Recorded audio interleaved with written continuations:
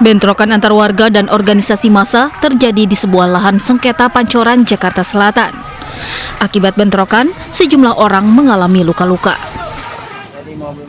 Keduanya saling serang dengan menggunakan batu dan benda tumpul. Tawuran terjadi diduga akibat kesalahpahaman dari kedua pihak.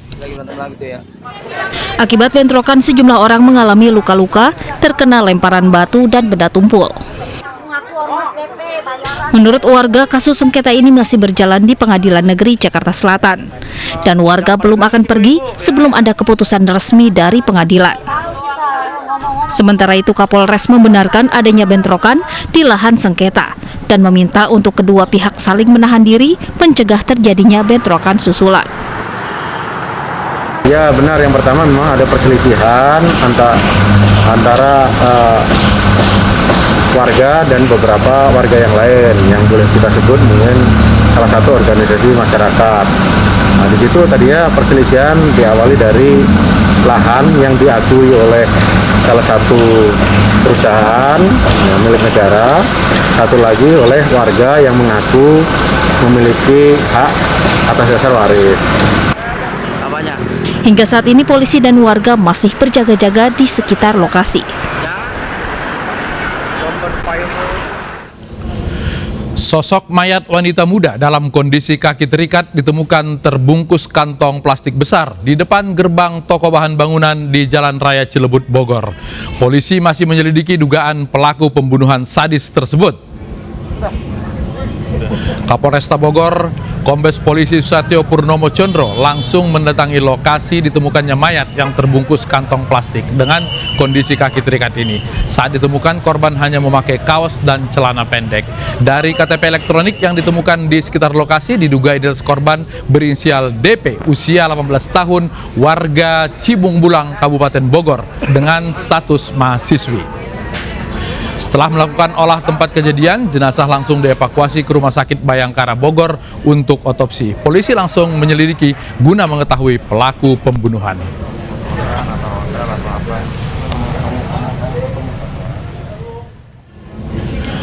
Bagaimana penanganan kasus mayat yang terikat tersebut? Saat ini kami sudah terhubung dengan kontributor Purkon Munawar yang ada di Bogor. Purkon, selamat malam.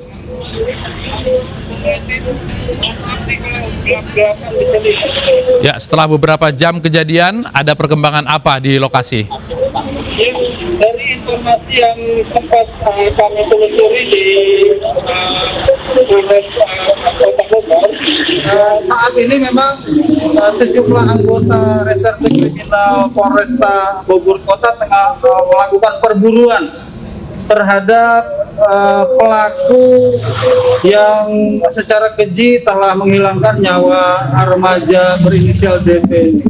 Dan kami mendapat informasi ini pelaku ini teridentifikasi, sudah diketahui identitasnya oleh jajaran Reskrim Polres Bogor Kota, dan kemungkinan besar dalam waktu tidak terlalu lama kelihatannya jajaran Reskrim akan segera bisa meringkus pelakunya.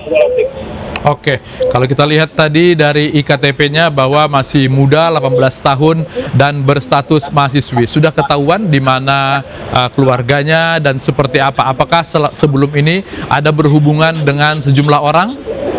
Ya, jadi dari penelusuran yang kami lakukan, jadi DP ini memang sudah izin kepada orang tuanya akan belajar di luar rumah.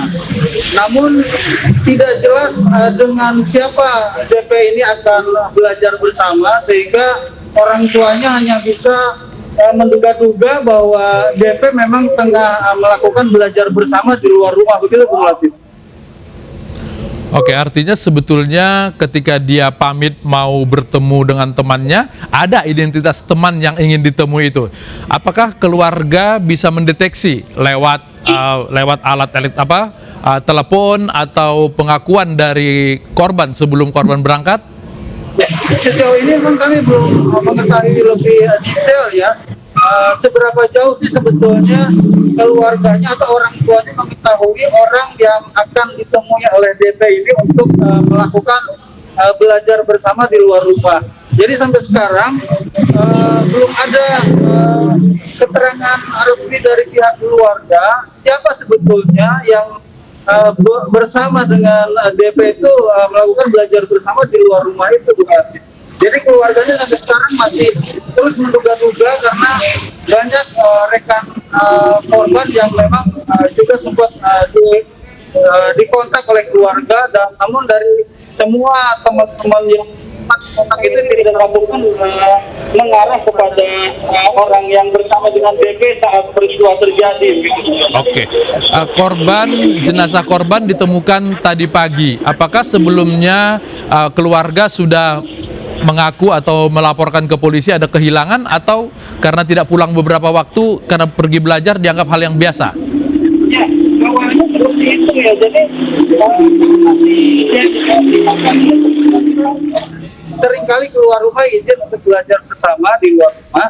Nah, khusus kasus yang saat ini, keluarga sama sekali tidak tahu, bahkan mereka mengakui berita soal keberadaan DP ini dari media setelah ditemukan setelah jadi mayat. Jadi beberapa hari memang sempat mereka juga sempat kebingungan karena tidak tahu DP ini kemana dan tidak bisa dihubungi melalui kontak telepon, sehingga mereka akhirnya menunggu untuk membuat laporan sampai akhirnya pada hari ini sosok mayat korban ditemukan, dan saat itu si keluarga langsung melaporkan dan menyampaikannya pada polisi. Tadi Purkon sampaikan bahwa dalam waktu dekat kemungkinan pelaku bisa ditangkap. Kira-kira apa yang dipunyai oleh polisi sehingga punya keyakinan seperti itu?